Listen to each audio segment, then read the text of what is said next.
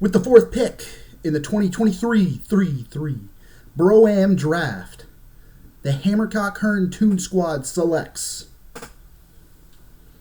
Introducing the champion, fighting out of the red corner. This man is a mixed martial artist, holding a professional record, 23 wins, 2 losses. He stands 5 feet 10 inches tall, weighing in at 170 pounds, 77.1 kilos. Fighting out of Montreal, Quebec, Canada. Ladies and gentlemen, presenting the reigning, defending, undisputed UFC welterweight champion of the world. Right, you heard it from the commissioner. Kama Kamaka is the 4th overall pick. Mel Kiper, what are your thoughts on this? What are we thinking here? Like them more as a mid-second round pick. And here you talk about a good football player, a little bit of a racer for the Lions. They love it. I thought it was a little high. And we Jesus Christ, Mel, tough crowd. All right, we will go ahead and move over to our interview portion.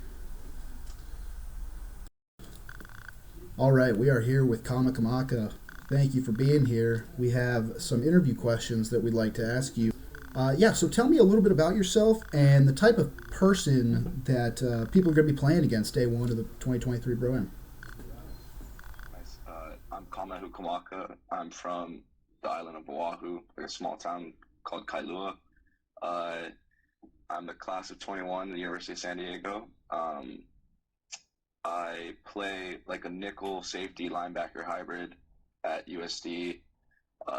Getting recruited out of high school, I went to Kamehameha High School, and some of the schools I got recruited to were a few Ivy Leagues, the academies, and University of Hawaii. But I ended up deciding to go to University of San Diego, and I think it was one of the best decisions I've ever made, and very grateful that I had this opportunity. Nice, good answer. And now, what type of play are you going to be bringing to the Bro-Am? As you talked about, I play a couple different positions, so I think like my ability to just be versatile on the field, I can do whatever the coaches or the scheme requires. I can play different spots. I can play in the box. I can guard slots. I can play a safety position. I can blitz. So I can pretty much do a lot of different things, and it allows for the DC and the coaches to adjust the game plan towards whoever we're playing and allow me to pretty much do my thing on the field. And I think that like versatility and like lining up in different positions like comes from just like my instincts and being very instinctual on the field. And that again is another one of my skills that I think I bring to the table, and instincts are huge in the field, and it allowed me to get to where I am right now. Yep. Gotcha. And how do you think you will handle the adversity if your partner sucks? I mean, word out of his camp is that he's not the best player in the world, but he gives his darndest. People look up to me, and as a leader, I guess you could say I'm not really the biggest like rah-rah guy, get in your face.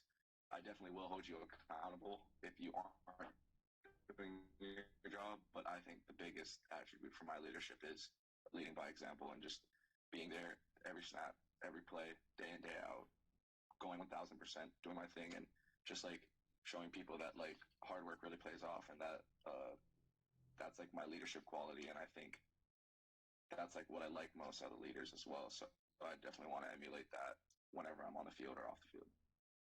All right, and then how do you think you stack up against the rest of the competition in the field? I mean, I think it starts in like my practice. I've played against people like Ross Dwelly, Michael Bandy, who are now like playing professionally, and I think the best 2 opponents I've played against would be Keelan Doss. He went to UC Davis. He was an absolute monster on the field. Great guy too. I definitely talked to him after the game. And but I definitely do think the best player I played against was Adam Troutman, tight end for Dayton.